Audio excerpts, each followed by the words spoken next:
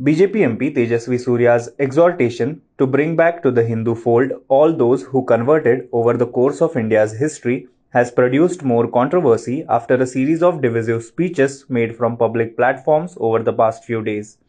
Those who left their mother religion must be brought back on priority, the Karnataka BJP leader said, calling it the only possible solution to the anomaly. The Hindu has been taken out from his mother religion. There is only one possible solution. There is only one solution to address this anomaly, Tejasvi Surya said, addressing a gathering at Sri Krishna Mutt on Saturday. Moving on to the next news.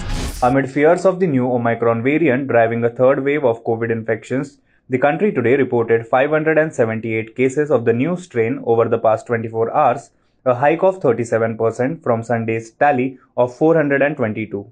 Delhi has recorded the most cases of Omicron in the country, 142, followed by Maharashtra 141, Kerala 57, Gujarat 49 and Rajasthan 43, the Health Ministry said in a bulletin.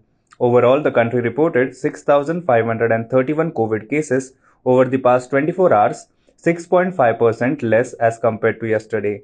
The country's active COVID caseload currently stands at 75,841. Moving on to the next news, a police case has been filed against a Hindu religious leader from Maharashtra after he allegedly insulted Mahatma Gandhi and praised his assassin Nathuram Godse yesterday at a Dharam Sansad or Parliament of Religions in Chhattisgarh's Raipur. Sant Kalicharan Maharaj, whose controversial speech also led to Chief Patron Mahant Ramsundar Das disowning the event and walking off the stage in anger, has been charged with promoting enmity between communities after ex-mayor Pramod Dubey registered a complaint. The president of the ruling Congress's unit, Mohan Markam, has also called for a sedition case.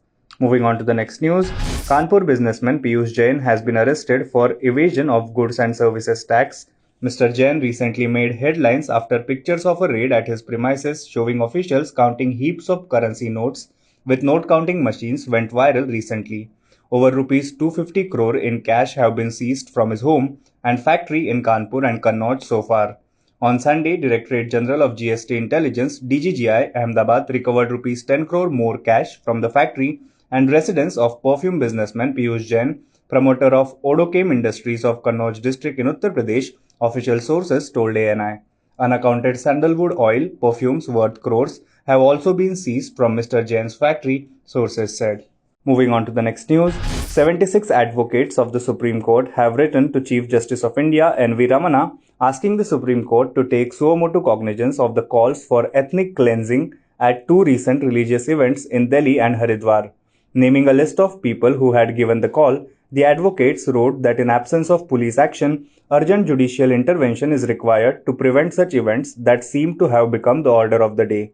Pointing to the religious conclaves in Haridwar and Delhi, the letter, signed by eminent lawyers including Dushyant Dave, Prashant Bhushan and Vrinda Grover, Salman Khurshid and former Patna High Court Judge Anjana Prakash, read, "The aforementioned events and the speeches delivered during the same are not mere hate speeches but amount to an open call for murder of an entire community."